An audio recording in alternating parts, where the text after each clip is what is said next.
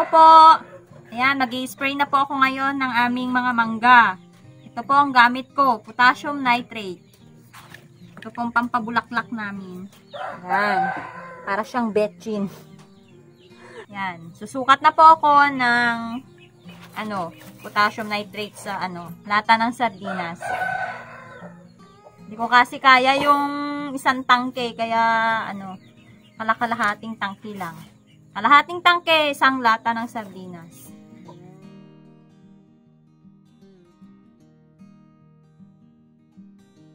Tapos, ilalagay natin dito sa timba, tutunawin natin. Dadagdagan ng tubig.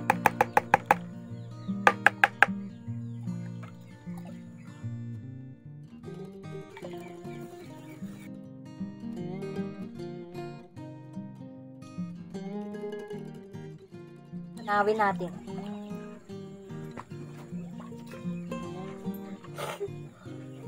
Oh, ang lamig! Ang lamig ng abono.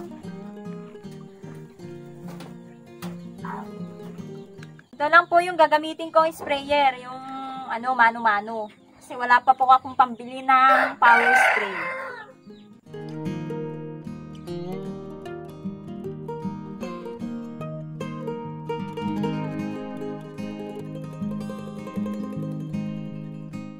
Ayan, ganito po dapat yung tsura ng dahon kapag i-sprayhan natin, matured na siya. Ayan, crispy pag i-crumple mo. Ayan. Bango.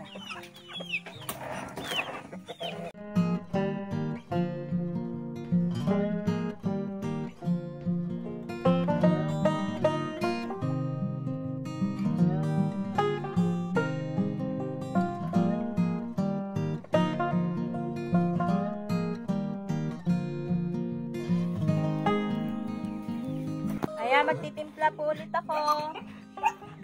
Kalahating tangke.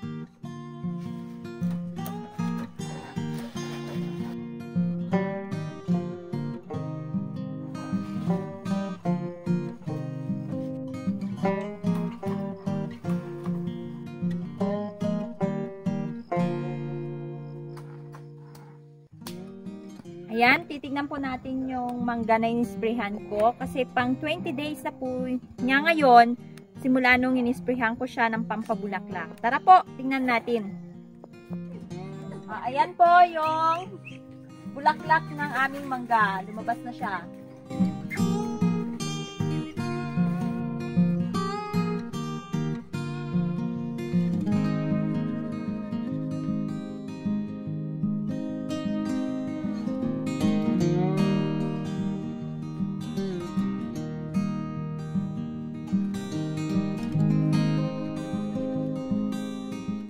Ayan po, successful po yung pag-spray ko sa mangga namin. Ayan, kahit mano-mano lang po yung pag-spray ko. Kahit papaano, napabulaklak ko siya. Ayan po kung nakikita nyo, hitik na hitik siya sa bulaklak. Kaya aalagaan ko talaga siya. Pati po yung mga sanga niyan nagpalabas din ng bulaklak. Ayan, sa isang talbos po, ang daming lumabas na bulaklak. Ayan, kung nakikita ninyo. Hindi lang sa talbos siya nagpalabas ng bulaklak kasi pati yung sanga po niya inisprayhan ko. Kaya yan, no, nakikita nyo, nagpalabas siya ng bulaklak sa sanga. Ayan po, ayan, sa sanga yan, kung nakikita nyo. Ayan.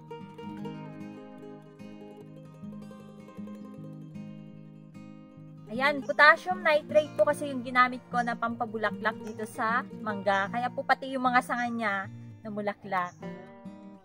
Ayan, abangan nyo po yung mga videos ko tungkol po dito sa mangga na pinabulaklak ko. Hanggang po sa makapag-ani po kami ng mga bunga niya. Ayan, salamat po!